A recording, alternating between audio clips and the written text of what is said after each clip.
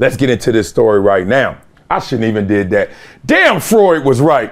I'm about to talk about this dude who got off not guilty of murder charges. And here I go starting off like this. Ja Morantin out here. All right. So an ex-NFL Florida State player, Travis Rudolph, found not guilty of murder and attempted murder charges. Woo! Y'all thought y'all had a rough day. This sucker before that not guilty verdict was having some rough days. Imagine that, the fate of your entire future and life in the hands of, 12 people you don't even know? Goodness. So Travis Rudolph, former wide receiver from the Florida State. Oh, name a chant better than that. Name one. Oh, the only thing that's hyper than that is the Penn State whiteout. When everybody's wearing it, like nobody's acting a fool and trying to be the one. Everybody whiting out, that's sick as well. They need to combine the two. So he played at Florida State, and he also was in the NFL, was found not guilty on these charges in Palm Beach County. All right, so he faced one count of first-degree premeditated murder. The worst crime in our country, in this world, I would assume, right? And 3 counts of attempted first-degree murder in connection with a shooting in 2021. He argued that the shooting was in self-defense. Now, every time I hear someone's defense, especially when it's not guilty, like you can see somebody on camera and go like this, pat, pat, pat, pat, pat, pat. I tried to kill him and I got him, yeah. And then they go to court and they say, not guilty. You be like, dog, we saw you on camera. You even admitted it on camera. But in this one, it was interesting. He went and said, not guilty, self-defense. All right. So he was found on all counts, not guilty, and was released from house arrest. Okay. So what happened? On the first day of the murder trial, they broke this thing down. All right. So Travis Rudolph, prosecutor said, was the aggressor the night as 4 men showed up to his door and Rudolph shot 39 rounds at them as they fled following a fight. Okay. So the state showed the jurors a surveillance video of bullets flying from Rudolph's semi-automatic rifle as he chased them down the street. So far we got dudes coming here to my house, to my crib, on my doorstep. All of a sudden we fighting, and all of a sudden y'all running, and I'm running after y'all, shooting after you. So far that's the scene as it's portrayed. So the 4 men arrived when Rudolph's girlfriend, here we go.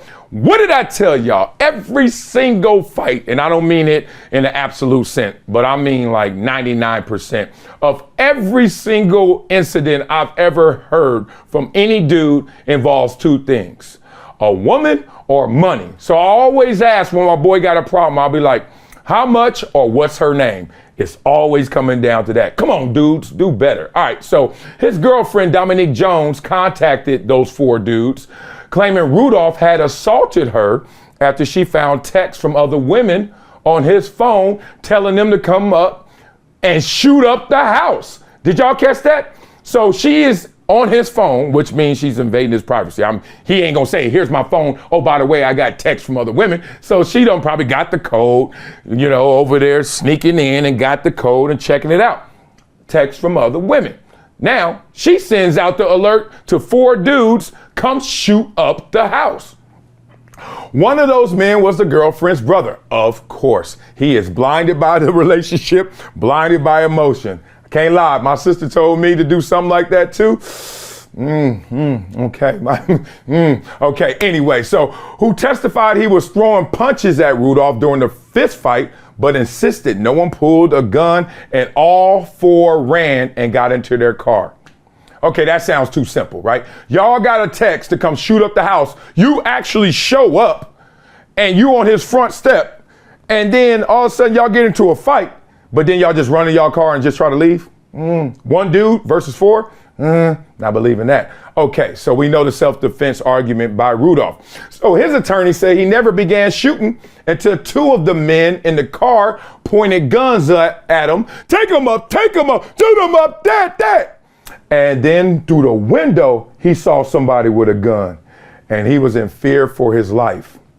Now that's interesting because you fighting somebody, all right, we fighting. Like, first of all, he probably showed up to the doorstep in his own house with the gun, right? So he's like, all right, we're going to just knuckle him up, squabble out, right? Like Unc said, teach your boy how to squabble, homie. Remember that in Snowfall? So they over there squabbling, right? And he already got that thing on him. And then he says he saw somebody in the car with a gun pointed at him. And then he was like, it's time to start shooting. I don't necessarily believe that as well.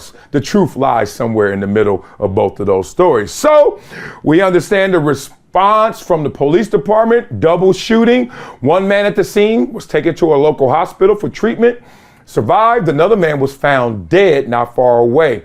And that's what happened. So last thing from him, he commented after the verdict and said, I'm definitely going to celebrate with my family, get back to trying to play football. So he's trying to get his career back on track. Okay. He spent 2 seasons in the NFL as a player for the Giants and the Dolphins, for y'all who don't remember. Played 7 games for the Giants, caught some passes, 8 for 101, then signed to the Dolphins practice squad, tore his ACL. So, the torn ACL you can recover from. I don't know if you can recover from the not guilty verdict, but you should be able to. But you know how this country and this world works. Some people will judge you, right? Then he signed to the CFL for the Winnipeg Blue Bombers.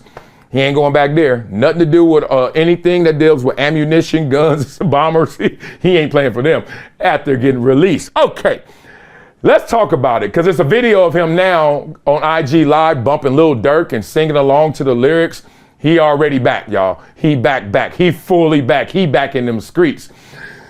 I just want y'all to understand how easy it is to spin the wheel of the vicious cycle in this world. Her suspicions, probably validated, of course, but her suspicions led to her insecurity to not trusting him, right? All for good reason, probably, but still invading his privacy, go through his phone. She goes through his phone, sees exactly what she's looking for. That's why you're looking in the first place. You don't look through stuff and then find it and be acting like you're surprised. There was a reason why you went looking in the first place. Then you call your brother and his boys to come kill him, or at least shoot up the house. He comes out, it's his house. He got the strap on him. He fights. All of a sudden, he don't want to fight anymore. Whether they pulled a gun or he already got a gun, and back, somebody's dead. It all starts with something this small.